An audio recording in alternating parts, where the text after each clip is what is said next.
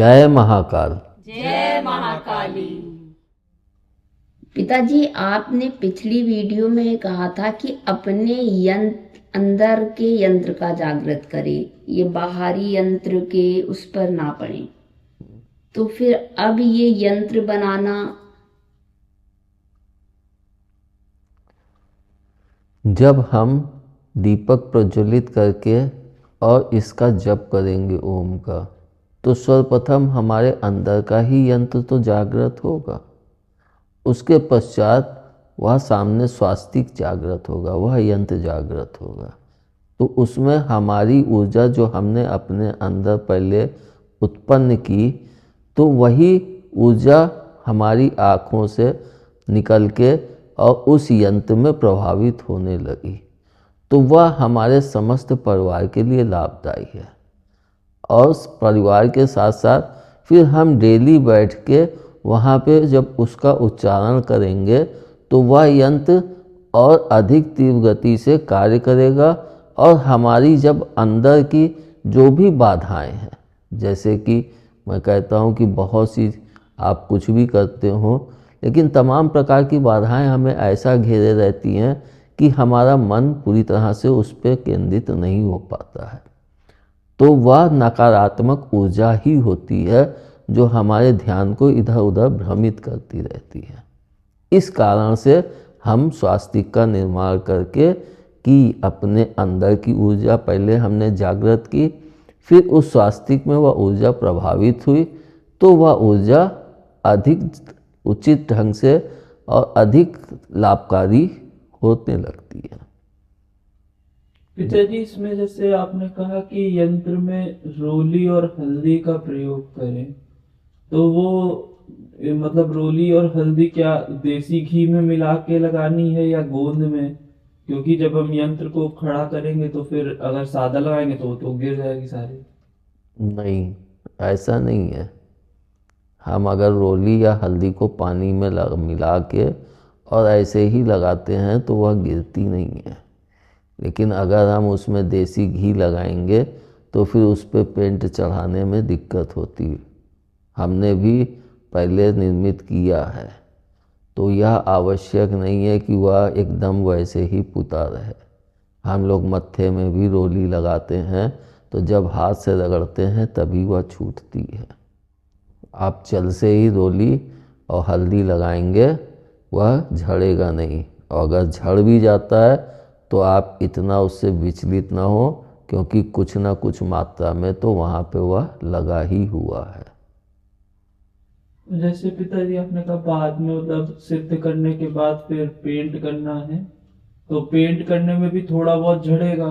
और आप कहे कि किसी पेंटर से भी करा सकते हैं, तो पहले मतलब मना भी किया आपने कि कोई चीज सिद्ध करने के बाद किसी और को मतलब हाथ नहीं लगनी चाहिए वो चीजें। ये बात सही है, किसी और के हाथ नहीं लगना चाहिए। लेकिन अगर आप उतनी सीधी तरह से लाइन नहीं खींच पा रहे हैं, नहीं बना पा रहे हैं वैसे, तो मुझे कि व्यक्ति के अंदर अगर भाव होता है ना, तो प्रभु उसके अंदर वह गुण पैदा भी कर देते हैं। इसको मैंने कई बार देखा है। मेरी भी श्रीमती जी ने जब यहाँ पे यंत्र का निर्माण किया तो वे कहने लगी कि मुझे तो कुछ पता ही नहीं है कि कैसे इसका निर्माण करूँ। कोई चित्र हो, स्वरूप हो सामने, तो मैं उसका निर्माण कर सकूँ। तब मैंने कहा कि माँ को याद करो और उनसे प्रार्थना करके बैठ जाओ, तुमसे अपने आप वो निर्मित करा लेंगी। और उन्होंने निर्मित कराया और उसमें बहुत तेज था। तो इसलिए अपने इष्ट पे भरोसा रखो, उस परम पिता पे भरोसा रखो, गणेश जी का नाम लेके, क्योंकि गणेश का ही स्वास्तिक से जुड़ाव है। तो हम गणेश जी को ध्यान करके कि हे गणपति, आप मेरे इस यंत्र की पूर्णता के लिए अपना वरद हस्त मेरे शीश पर रखें, ताकि मैं इस कार्य में पूर्ण रूप से सफल हो सकूं। फिर आप जब उसका निर्माण करेंगे तो प्रभु खुद ही आपका सहयोगी बनके आपके साथ उसमें सहयोग प्रदान करने लगे। पिताजी, जो आपने इस यंत्र की अच्छाइयाँ बताई हैं, तो इस यंत्र का निर्माण मंदिर में करना चाहिए या हमारे मेन सेंटर हॉल पे करना चाहिए? वैसे तो इस यंत्र का निर्माण ऐसी जगह करना चाहिए जहाँ पे सबकी निगाहें न पड़ें। अगर हम सेंटर हॉल में करते हैं तो वहाँ हम बैठ के उतने शांति और एकांत भाव से अपने जप को नहीं कर पाएंगे। और अगर हम पूजा का स्थान जहाँ हो या कहीं ऐसा कमरा हो, क्योंकि हमें इसकी शुद्धता पे भी बहुत ध्यान देना होगा। अब हम सेंट्रल हॉल में कर दिए, अब वहाँ बैठ के हम उल्टी सीधी हरकतें कर रहे हैं या उल्टी सीधी चीज़ों का सेवन कर रहे हैं तो वह भी तो उस हानिकारक हो जाएगा। इसलिए मेरी दृष्टि में पूजा का कमरा हो या कोई ऐसा स्थान हो जहाँ शांतिपूर्वक बैठ के हम इस क्रिया को पूर्ण कर सकें और डेली नित्य हम अपने जप को कर सकें, तो वह सबसे उत्तम स्थान माना जाएगा। और आप खुद देखेंगे जब आप उस जगह पे बैठ के इस क्रिया को करना आरंभ करेंगे तो आपको पूरे घर में वही एक ऐसा स्थान मिलेगा जहाँ पे आपको सबसे ज़्यादा शांति प्रतीत होगी कि यहाँ पे बहुत शांति है। जैसा कि आपने कहा कि जरूरत पड़ने पर आर्टिस्ट से करवा ले। अब आर्टिस्ट के मन में क्या चल रहा है, वो क्या सोचकर बना रहा है, तो उसका गलत इफेक्ट तो नहीं पड़ेगा? आर्टिस्ट का मतलब मेरा ये नहीं है कि आप बाहर जो बैठे हुए हैं उन आर्टिस्टों से कराएं।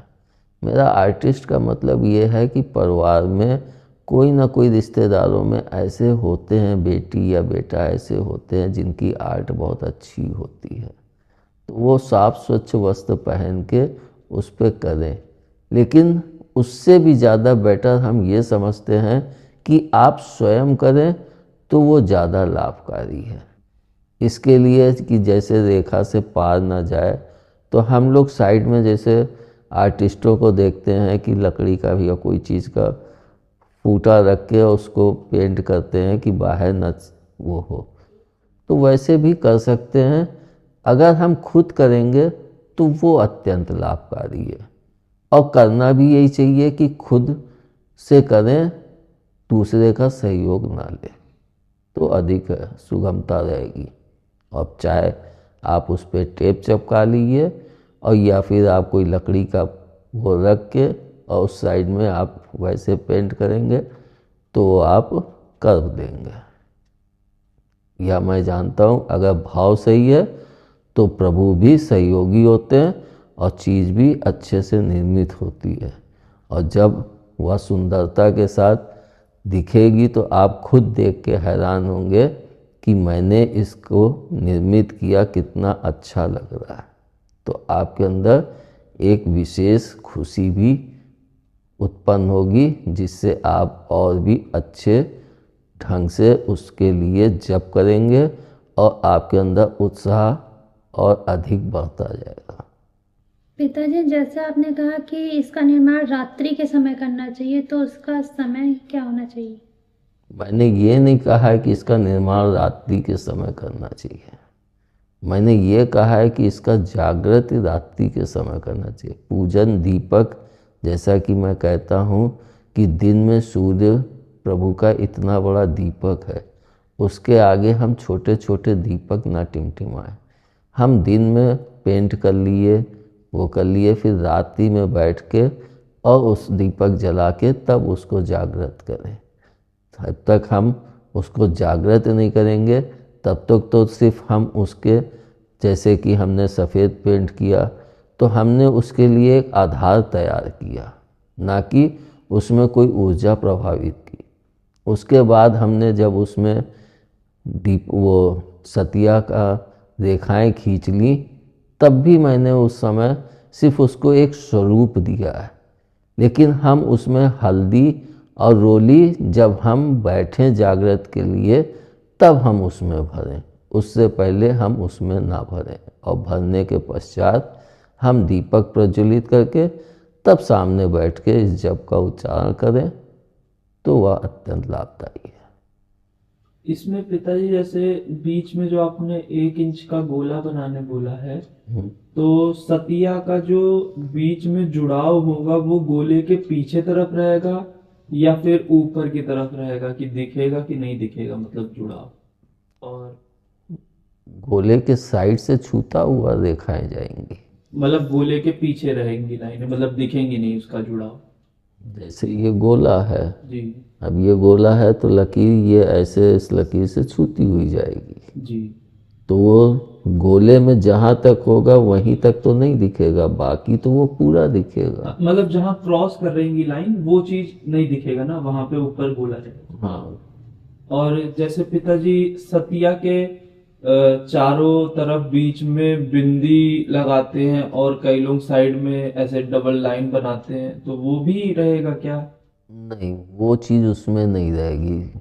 उसका सबसे बड़ा कारण है कि अगर हम उसमें बिंदी रखते हैं तो वो फिर यंत्र की रुकावट होती है। एक तरह से हम देखें तो जो स्वास्तिक होता है वह एक पंखे की तरह ही समझ लो, जिसमें 4 पर होते हैं, और वह जब घूमता है तो वह निगेटिविटी बाहर मतलब हटाता जाता है, और जो बीच में पीला केंद्र है वह पॉजिटिव एनर्जी हमारी तरफ प्रेषित करता रहता है, जिसको मैंने पहले भी कहा है।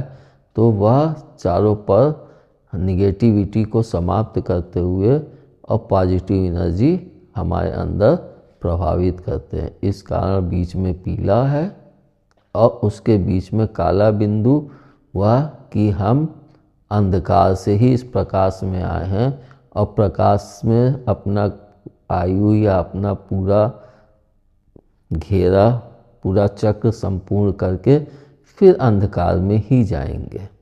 तो अंधकार को हमें नहीं भूलना चाहिए। काला बिंदु अंधकार को ही प्रदर्शित करता है। और जैसे जो लाइन खींचेंगे आगे, तो उसमें जैसे लोग ऊपर की तरफ उठा देते हैं, तो ऊपर तो नहीं उठाना है, लेकिन उसको नोक की तरह बनाना है या फिर एकदम? नहीं, नोक नहीं बननी है। नोक नहीं। वो जैसे ऊपर की रेखा और नीचे की रेखा दोनों समान उस पे रहें और फिर हम सीधी लकीर से उसको बंद कर दें। और जहां से वो टर्न होगी तो वहां पे भी मतलब ऐसे ही बॉक्स टाइप का रहेगा? उसमें हम जैसे इधर की रेखा 7 लिए, जी 7 इंच है ना, 14 इंच है, तो गोले से ऊपर जो गई है वो 7 इंच इधर की लिए, और इधर की जो रेखा है जिधर हमें घुमाना है उधर की रेखा को 1 इंच कम कर दें, 6 इंच लें, तो इधर की 7 इंच हो गई, इधर की 6 इंच। तब हम उसको टर्न करेंगे तो हमारा ये हिस्सा जो सीधे गया है वो भी 1 इंच चौड़ा है, और जो टर्न होके घूमा है तो वो भी 1 इंच ही चौड़ा जाएगा। अगर हम दोनों ही 7 इंच कर देंगे तो फिर हमको वह टर्निंग नहीं सही मिलेगी। मतलब वो नोकदार ही रहेगा पूरा? नोकदार मतलब ऐसे 2 लाइन का जुड़ाव जो है वो मतलब घुमावदार नहीं होगा, वो नोकदार रहेगा? हाँ, वो तो ये गया फिर ये घूमा, ये गया फिर ये घूमा, वो तो नोक इधर भी रहेगी ऊपर भी रहेगी और आगे भी रहेंगी नोकें दोनों ऊपर नीचे। जी। आपने कहा कि 7 दिन तक दिया जला के उसको जागृत करना है। उसके पश्चात हर महीने की एकादशी को यानी 11वें दिन उसको मतलब फिर से जागृत करना है। तो उसमें केवल एक दिया ही जलानी है जो एकादशी को करना है? नहीं, उसमें जैसे हमने 3 प्रकार के तेल लिए हैं, मतलब एक देसी घी, एक कड़ू तेल और एक तिल्ली का तेल, तो उसी तरह से हमें 3 दीपक प्रज्वलित करने हैं, 27 नहीं करने, 27 वर्ष में सिर्फ एक बार करने हैं। तो हमें 3, एक देसी घी का, एक कड़ू तेल का, एक तिल्ली के तेल का, 3 दीपक प्रज्वलित करके और फिर हम उसके सामने बैठ के और अपने जप को करें। और खुशबू के लिए हम धूप बत्ती जला सकते हैं। पिताजी जैसे आपने यंत्र वाली वीडियो में कहा था कि एक व्यक्ति अपने जीवन काल में 2 ही यंत्र का निर्माण कर सकता है, और मतलब कि उसमें जो है वो कुछ ही यंत्रों का निर्माण कर सकता है एक समय सीमा पे, क्योंकि वो कितने लोगों को यंत्र प्रदान करेगा अपनी शक्तियों के साथ। तो इसमें तो आप ऐसे मतलब एक सार्वजनिक उस पे बता रहे हैं, तो उसमें एक ऊर्जा का प्रभाव कैसे होगा?